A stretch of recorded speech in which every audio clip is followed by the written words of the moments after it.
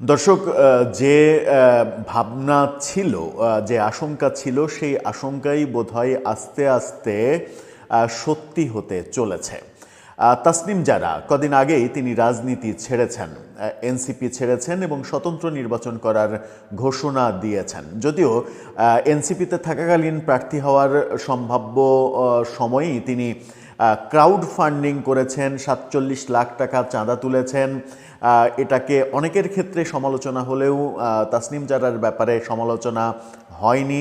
NCP ছাড়ার পরে তিনি সেই টাকা ফেরত, যারা চান তাদেরকে ফেরত দিতে চেয়েছেন, নানাভাবে আলোচনায় এসেছেন এবং অবশেষে স্বতন্ত্র নির্বাচন করার জন্য বেশ খাটুনির সময় পার করে তিনি 1% ভোটারের যে স্বাক্ষর লাগে, প্রায় 5,000 ভোটারের স্বাক্ষর জোগাড় করে স্বতন্ত্র প্রার্থী হিসেবে মনোনয়নপত্র দাখিল করলেন। আজকে কিছুক্ষণ আগে, এই ভিডিও যখন করছি তার কিছুক্ষণ আগে তাসনিম জারার মনোনয়নপত্র বাতিল করে দেয়া হলো। তাসনিম জারা কি রাজনীতি ছাড়ার বলি হলেন? রাজনীতি ছাড়ার কারণে তাকে বলির পাঠা বানানো হলো? চলুন একটু জেনে দেখি গণমাধ্যম কি বলছে, কি কি সম্ভাবনা থাকতে পারে এর পেছনে। যদি তাসনিম জারা স্বতন্ত্র প্রার্থী না হয়ে তার পলিটিক্যাল পার্টির প্রার্থী থাকতেন, তাহলে এই মনোনয়ন বাতিল হতো কি না, অনেক রকমের আলোচনা, সন্দেহ অনেকেই করতে পারেন। গণমাধ্যম কি বলছে, কি খবর এলো, সেটা নিয়ে আলোচনা করবে এই ভিডিওতে। দর্শক, বলছিলাম তাসনিম জারা আলোচিত চরিত্র, এনসিপির রাজনীতির সঙ্গে যুক্ত হয়ে নতুন করে আলোচনার জন্ম দিয়েছিলেন। যদিও এনসিপির রাজনীতিতে যুক্ত হওয়ার পরে তিনি তারকা হননি। তিনি সামাজিক যোগাযোগ মাধ্যমে ডাক্তার হিসেবে ইউটিউব, ফেসবুকে বিভিন্ন কন্টেন্ট বানিয়ে আগে থেকেই বেশ জনপ্রিয় ছিলেন। বিদেশের মাটিতে আরাম আয়েশের জীবন ছেড়ে তিনি বাংলাদেশে এসেছিলেন। গত বছর অভ্যুত্থান পরবর্তী সময়ে গণ অধিকার পরিষদে, এনসিপিতে তিনি যোগদান করলেন। এনসিপিতে যোগদান করে রাজনীতি করে যাচ্ছিলেন। হঠাৎ করে এনসিপির জামাতের সঙ্গে সংশ্লিষ্টতার কারণে সেটা তিনি মেনে নিতে পারেননি, পদত্যাগ করেছেন। তার সাথে আরও অনেকেই পদত্যাগ করেছেন, সেই ঘটনা আমরা দেখেছি। পদত্যাগের পরে যখন স্বতন্ত্র নির্বাচন করতে চাইলেন, তখন এবার তার মনোনয়নপত্র বাতিল করে দেয়া হলো। গণমাধ্যমের শিরোনামে দেখে নিতে পারেন, যেখানে বলা হচ্ছে যে জারার মনোনয়ন বাতিল। বাতিলে কি বলা হচ্ছে? ঢাকা 9 আসনের স্বতন্ত্র প্রার্থী তাসনিম জারার মনোনয়নপত্র বাতিল করেছে নির্বাচন কমিশন। আজকে 12টার একটু আগে ঢাকা জেলার রিটার্নিং কর্মকর্তা তার মনোনয়নপত্র বাতিল করে দিয়েছেন। তাসনিম জারা এনসিপির যে জ্যেষ্ঠ যুগ্ম সদস্য সচিব ছিলেন। জাতীয় সংসদ নির্বাচনে জামাত ইসলামী এবং সমমনা জোটের সঙ্গে এনসিপি যাওয়ার কারণে তিনি দল থেকে পদত্যাগ করেন, স্বতন্ত্র নির্বাচন করার ব্যবস্থা করেন এবং মনোনয়নপত্র জমা দেন। তার ওই 1% ভোটারের যে স্বাক্ষর সংগ্রহের ব্যাপার ছিল, সেটা 2 দিন রীতিমতো যুদ্ধ করে এই স্বাক্ষর ম্যানেজ করেন, সেরকম কথা, সেরকম বার্তা আমরা তার ফেসবুক স্ট্যাটাসে পেয়েছি। কিভাবে, কাদের সহযোগিতায়, কত আবেগী ঘটনার মধ্য দিয়ে সেই 1% ভোটারের স্বাক্ষর তিনি সংগ্রহ করেছেন, সেই ব্যাপারগুলোও উঠে এসেছিল তার লেখায়।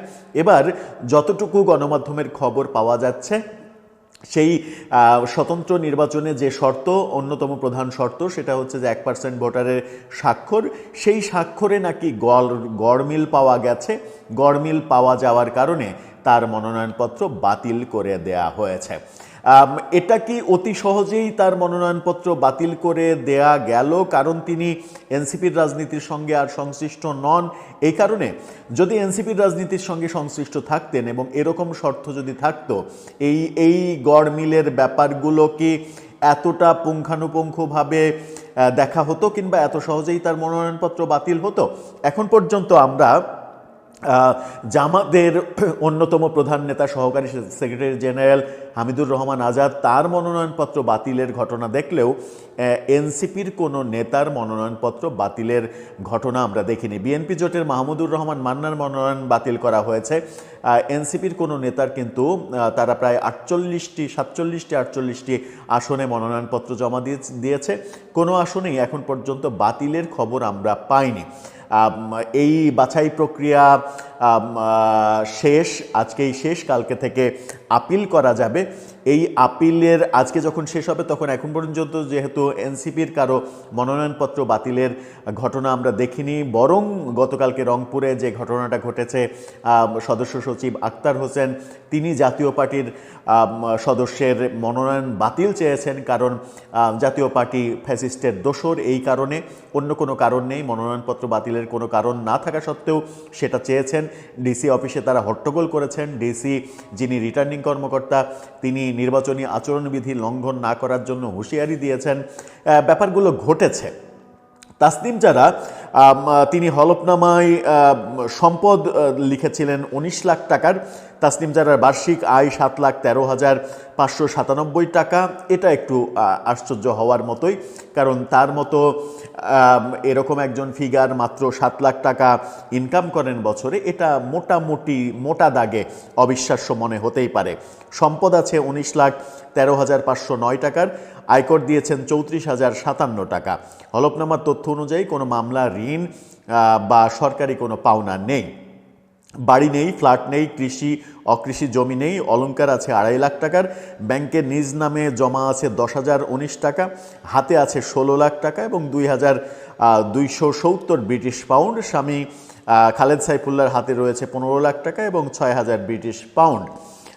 6,000 ব্রিটিশ পাউন্ড নিয়ে স্বামী বাংলাদেশে থাকছেন, বিদেশ থেকে তারা চলে আসলেন। ব্যাপারগুলো একটু মানে এলোমেলো মনে হলেও অনেকের ক্ষেত্রেই তো আমরা হলফনামায় এরকম ব্যাপার দেখছি। অনেকে বলছেন যে পার্টির প্রধান, অনেকে বলছেন যে তার বাৎসরিক আয় মাত্র 3,60,000 টাকা, অর্থাৎ মাসে 30,000 টাকা ইনকাম করেন। সেই ক্ষেত্রে তাসনিম জারার আয় অনেক বেশি, 7 লাখ টাকার বেশি আয় করেন তিনি। তাসনিম জারার বছরে চাকরি থেকে আয় 7,13,333 টাকা। মাত্র 7,13,000 টাকা তিনি চাকরি থেকে আয় করেন। এত ছোট চাকরি তার করার কথা নয়। একজন ডাক্তারের ইনকাম এত কম হয় না। ব্যাংকে আমানত 264 টাকা মাত্র। দেশের বাইরে আয় 3200 পাউন্ড। দেশের বাইরে স্বামীর আয় 39,800 পাউন্ড। যারা পেশায় চিকিৎসক, তার স্বামী উদ্যোক্তা এবং গবেষক। এনসিপির সদ্য পদত্যাগকারী এই নেতার জন্ম 1994 সালের 7 অক্টোবর। সর্বোচ্চ শিক্ষাগত যোগ্যতা এমএসসি। তার এমএসসি মানে তিনি তো ডাক্তারি, আমরা জানি। এখন মোদ্দা কথা হচ্ছে যে তার যে মনোনয়নপত্র বাতিল করে দেয়া হলো, এরপরে কালকে থেকে আপিল করা যাবে। আপিল নিষ্পত্তি হবে 9 তারিখ পর্যন্ত আপিল নিষ্পত্তির সময় রয়েছে, সেটা বলা হচ্ছে। আপিল নিষ্পত্তির ব্যাপারে যে ব্যাপারগুলো বলা হচ্ছে, 10 ফেব্রুয়ারির প্রচার, তারপরে 12 তারিখে ভোট, এগুলো অনেক তথ্য আছে গণমাধ্যমে, সেই তথ্যর দিকে যেতে চাই না। শুধুমাত্র এটুকু বলতে চাই যে 1% স্বাক্ষরের গড়মিল মানে তিনি 1% যেটা প্রয়োজন তার চাইতে বেশি স্বাক্ষরে দিয়েছেন।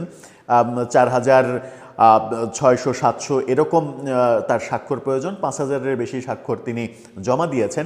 সেখানে যদি 2-4টা গড়মিল থাকেও, তাও সেগুলো বাদ দিয়েও বোধহয় কোটা পূরণ হয়ে যাওয়ার কথা।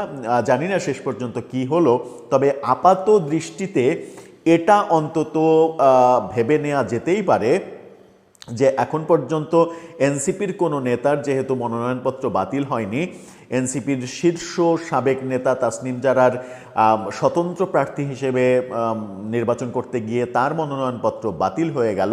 তাসনিম জারা যে আসনে নির্বাচন করছেন, ঢাকা 9 আসনে, সেখানে এনসিপির বিকল্প প্রার্থী আমরা দিতে দেখেছি, অর্থাৎ জামাত এনসিপি জোট থেকে এনসিপির প্রার্থী ঢাকা 9 আসনে প্রতিদ্বন্দ্বিতা করবেন। সেক্ষেত্রে আসলে আমি জানি না কেন কি হলো। এখন তাসনিম জারা আপিল করার পরে বোঝা যাবে, কিংবা তিনি গণমাধ্যমে কথা বলার পরে বোঝা যাবে যে প্রকৃত কারণটা কি। এখন পর্যন্ত যেটুকু জানা যাচ্ছে স্বাক্ষরের গড়মিল, সেটা বড় কারণ নাকি অন্য কোনো কারণ, নাকি তিনি আসলে রাজনৈতিকভাবেই পরাজিত হলেন, কিংবা তাকে জানি না কি হলো। বাংলাদেশে অনেক কিছুই হতে পারে। দর্শক, আপনি অনুমান করে নিতে পারেন আর কি কি হতে পারে। তবে এটা তাসনিম জারার মতো একজন শিক্ষিত প্রার্থীর জন্য একটা বড় ধাক্কা, যে বাংলাদেশের রাজনৈতিক দলের সঙ্গে সম্পৃক্ত না থাকলে তিনি যত বড় শিক্ষিত মানুষই হন না কেন, তার জন্য নির্বাচন করা কিংবা সংসদ সদস্য হওয়া ব্যাপারগুলো অনেক বেশি কঠিন, অনেক বেশি কষ্টসাধ্য। দর্শক, আপনার মতামত জানিয়ে লিখতে পারেন আমাদের কমেন্ট বক্সে।